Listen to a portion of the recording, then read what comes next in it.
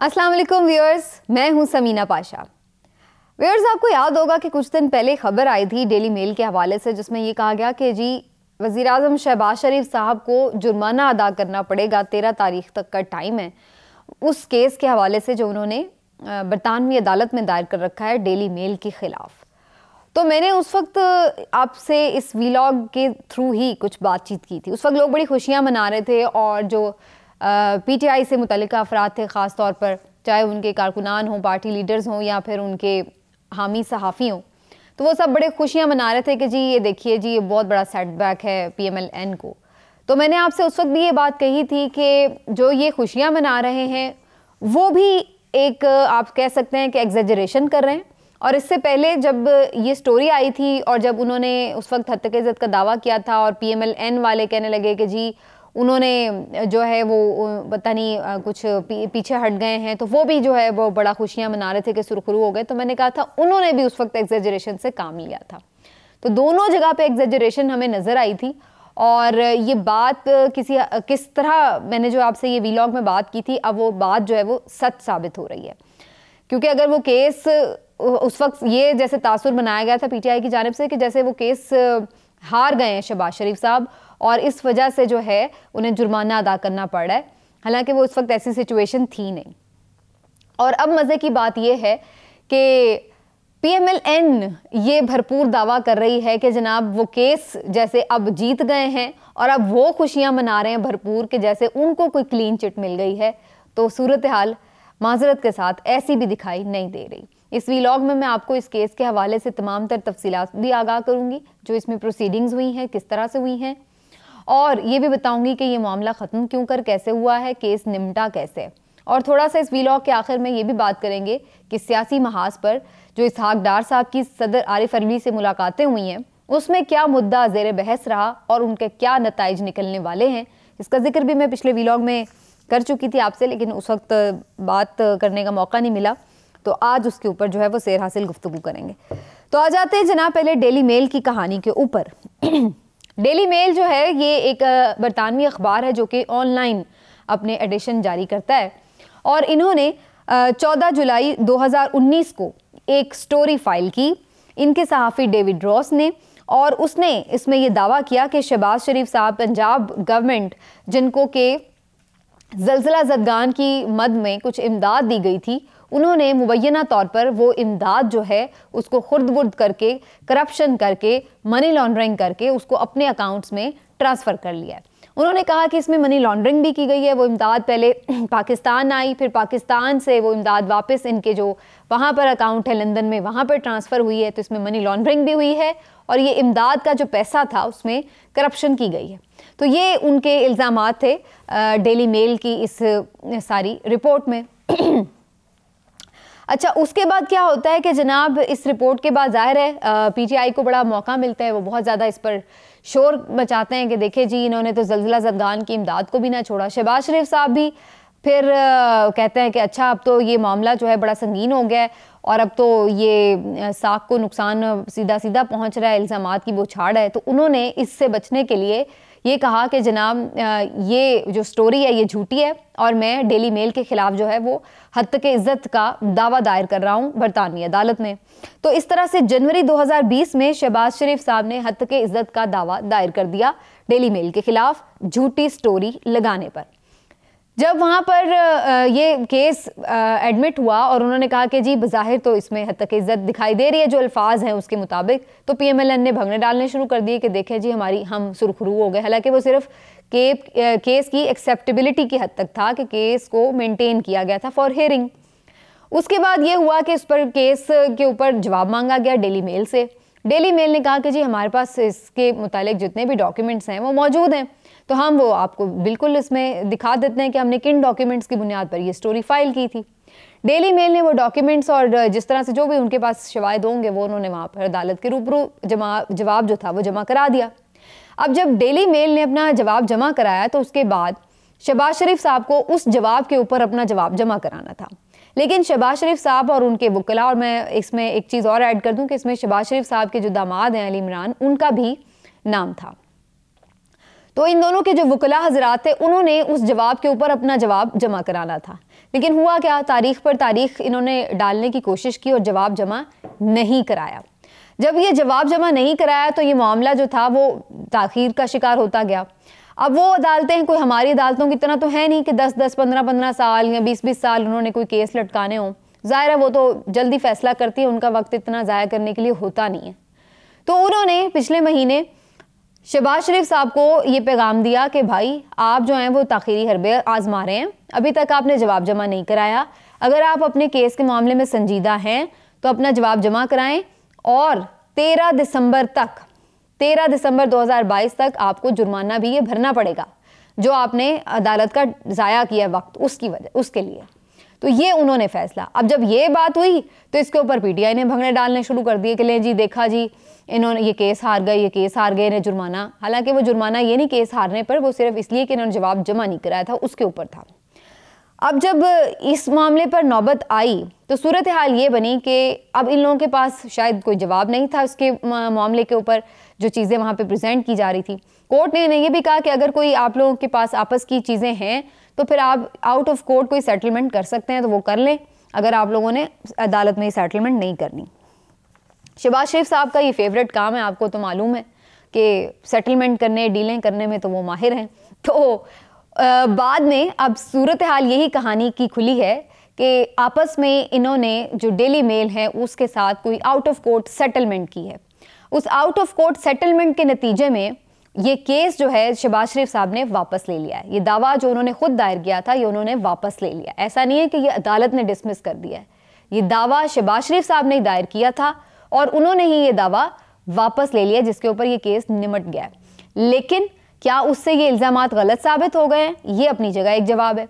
अब PMLN ये कह रही है, अच्छा इस सेटलमेंट के बाद हुआ ये कि जो डेली मेल वाले हैं उन्होंने एक इसमें करेक्शन जो है वो शाया की और उन्होंने अपनी करेक्शन में ये बात कही जो मैं आपको बता दूं अगर थोड़ा सा रीड करके भी, कि जनाब हमने जो 2019 में जो ये आर्टिकल पब्लिश किया था उसमें हमने शहबाज शरीफ साहब पर जो इल्ज़ामात आयद किए थे उनके हवाले से एक इल्ज़ाम जो था वो ये भी था कि जनाब जो नेशनल अकाउंटेबिलिटी ब्यूरो है, यानी जो नैब है, पाकिस्तान के अंदर जो एहतसाब का इदारा नैब है, उसने भी ज़लज़ला ज़दगान की इमदाद के हवाले से शहबाज शरीफ साहब के ऊपर जो है वो चार्जेस आयद किए हुए हैं, उनके ऊपर कोई केस चल रहा है। ये बात उन्होंने अपने आर्टिकल में उस वक्त लिखी थी। तो उन्होंने उसके हवाले से एक छोटा सा पॉइंट जो था उसके हवाले से करेक्शन की कि असल में ऐसा नहीं था, नैब ने उनके ऊपर कोई कार्रवाई वहाँ पे नहीं की हुई थी और ये हम गलत इंफॉर्मेशन इसमें डालने पर माजरत खाएं। अब इतनी सी ये बात, इसको मैं अगर आसान अल्फाज में समझा दूं आपको तो आप यूँ समझ लें कि जैसे मैं कहूँ कि जनाब आप पर ये इल्ज़ाम है कि आप जो हैं वो आपने ये किया है, आपने मनी लॉन्ड्रिंग की है, आप चोर हैं, आपने डाका भी मारा है, आपने डाका मारते हुए दूसरे बंदे को ज़ख्मी भी किया है और इसके साथ साथ मैंने ये भी मुझे पता चला है कि जो FBI है उसने भी आपके ऊपर केस किया हुआ है, आपने कोई जो है वो टैक्स चोरी भी की है।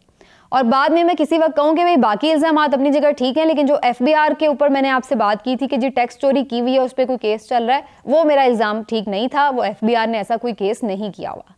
तो अगर मैं एक ये पॉइंट बीच में से माइनस कर भी दूँ तो बाकी जो सारी बातें हैं वो अपनी जगह पे विथस्टैंड कर रही हैं, वो वहाँ पर मौजूद हैं इल्ज़ामात। तो उन्होंने कोई पूरे इल्ज़ामात के ऊपर माफ़ी नहीं मांगी, एक उन्होंने जो उनके ख्याल से उस वक्त फैक्ट था उसके हवाले से उन्होंने करेक्शन करते हुए ये बात की। अब इस बात को बिल्कुल आउट ऑफ कॉन्टेक्स्ट एक जनरलाइज स्टेटमेंट बनाकर इस तरह से प्रेजेंट कर दिया गया नून लीग के हामी मीडिया में और उनके लीडरान की जानिब से कि जनाब केस ख़त्म हो गया, उन्होंने माफ़ी मांग ली, केस ख़त्म हो गया, उन्होंने माफ़ी मांग ली, शहबाज शरीफ साहब इंटरनेशनल सादिक और अमीन हैं, क्लीन चिट मिल गई, बल्ले बल्ले ते शावा शावा। ये इन्होंने पूरा एक नैरेटिव उस पर बिल्ड किया। इमरान खान साहब ने झूठ बोला, डेविड रॉस को उन्होंने पैसे दे के ही आर्टिकल छपवाया, न जाने क्या क्या उसके ऊपर उन्हें भी लताड़ दिया और इधर भी खुशियां मना के मिठाइयाँ खा ली। जब ये सारी सूरत हाल बनी तो इसके ऊपर डेविड रॉस ने, जिसने ये स्टोरी की थी, उसने फिर एक ट्वीट किया, बल्कि ट्वीट का एक पूरा थ्रेड किया। उस थ्रेड में वो क्या लिखता है मैं ज़रा आपको वो भी एक्सप्लेन कर दूँ।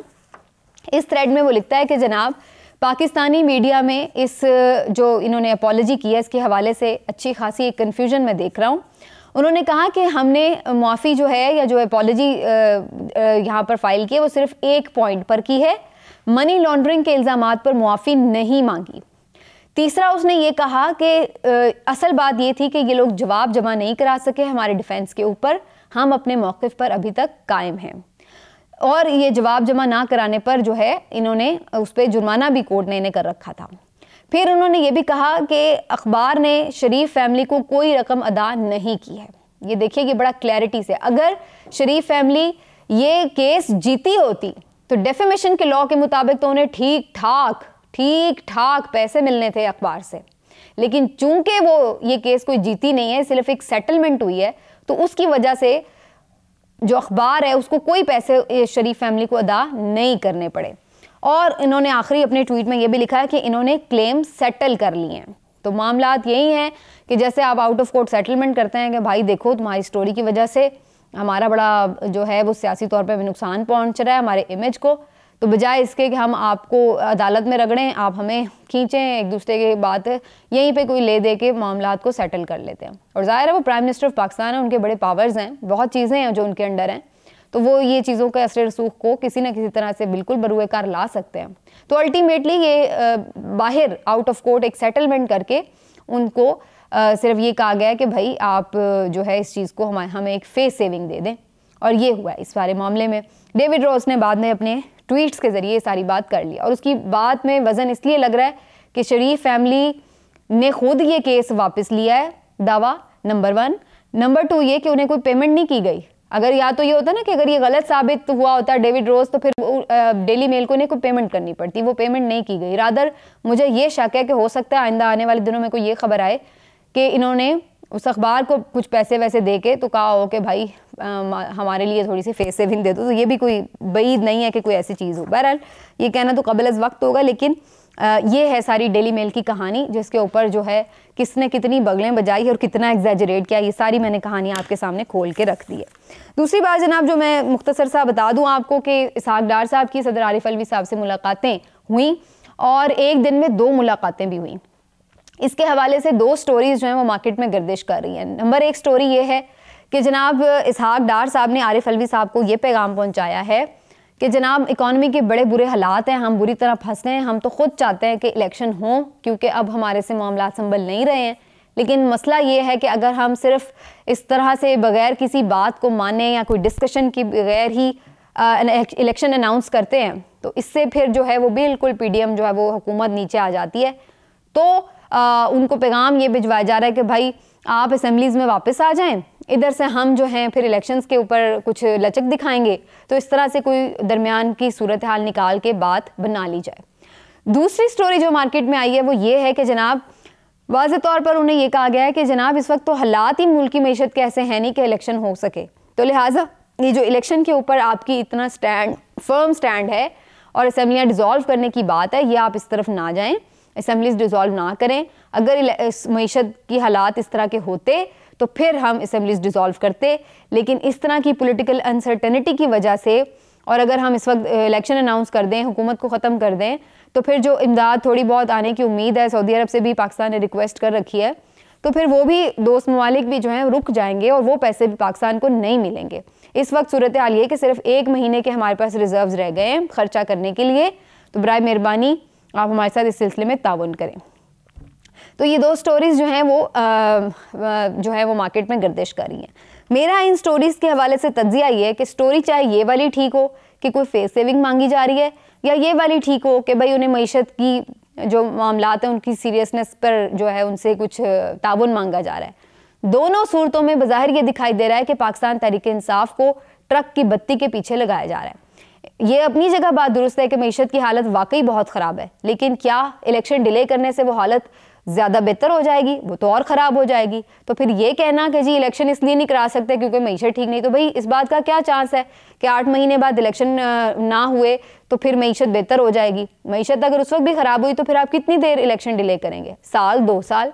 मईशत अगर ख़राब ही रही तो क्या कभी इलेक्शन नहीं करवाएंगे? तो ये तो कोई जवाज़ ना हुआ कि इलेक्शन इसलिए नहीं हो सकता कि जी मईशत बेहतर नहीं है। इनफैक्ट इलेक्शन होंगे तो मईशत बेहतर होगी, जब स्टेबिलिटी आएगी, लोगों का एक ट्रस्ट होगा नई गवर्नमेंट पे, तो फिर चीज़ें जो हैं वो आगे बढ़ेंगी, लोग मुआहदे करेंगे, दोस्त ममालिक पैसे देंगे और नई और 5 साल के लिए आने वाली हुकूमत से बातचीत करेंगे। जिस हुकूमत के फ्यूचर का ही कुछ पता नहीं, उससे तो कोई बात करने के लिए तैयार नहीं।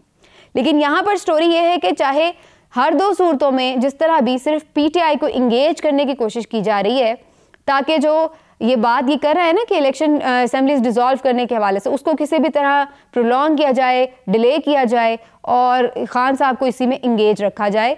असल बात ये नहीं है कि ये लोग वाकई इलेक्शन के लिए चाहते हैं, इनकी कोई नीयत नहीं है इलेक्शन के लिए जाने की। लेकिन ये बात अपनी जगह है कि ये चाहते हैं कि जो आगे अगर हमें ना भी हुकूमत मिले तो इतनी प्रॉब्लम्स आ चुकी होंगी कि आने वाली हुकूमत को भी आते साथ ही कड़वे फैसले करने पड़ेंगे। तो फिर ये वही सूरत हाल बन जाएगी 2018 में जिस तरह खान साहब आए थे, उस वक्त भी वो यही बात कर रहे थे कि बारूदी सुरंगें बिछा के गए, तो वही शायद बारूदी सुरंगें बिछाने की तैयारी की जा रही है। लेकिन हर दो सूरतों में मुझे यही नज़र आ रहा है कि टाइम गेन किया जा रहा है और इस दौरान ये भी शायद कोशिश होगी कि फिर से परवेज़ इलाही साहब को किसी तरह अपने साथ इंगेज किया जाए, क्योंकि बहरहाल परवेज़ इलाही साहब का भी जो मामला है वो अभी बीच में थोड़ा सा इधर उधर येस और नो वाला ही है। बज़ाहिर वो कह तो रहे हैं कि वो उनके साथ खड़े हैं, लेकिन क्या वो वाकई साथ खड़े हैं? अगर खड़े हैं तो फिर फवाद चौधरी साहब को ये क्यों कहना पड़ा कि अगर आगे उन्हें हमारे साथ सियासत करनी है तो फिर उन्हें असम्बलियाँ डिसॉल्व करनी पड़ेंगी। तो ये तड़ियाँ लगाने की ज़रूरत उन्हें, या तड़ियाँ ना भी कहीं एक वार्निंग देने की ज़रूरत क्यों पेश आती? बहरहाल ये सारी मुलाकातों का अहवाल है। अल्टीमेटली अर्ली इलेक्शन पे बात तो हो रही है अब सदर साहब और इसहाक डार साहब के दरमियान, लेकिन उसमें अभी तक जो मुझे ज़ाहिर नज़र आ रहा है कि कोई इतनी खालिस नीयत जो है, खुलूस नीयत शामिल दिखाई नहीं दे रही। और अगर खुलूस से नीयत ही ना हो तो फिर मामलात का नतीजा खेज़ होना कोई इतने ज़्यादा उसके इम्कानात होते नहीं हैं। मिलते हैं अगले व्लॉग में, अपना ख्याल रखिए, अल्लाह हाफ़िज़।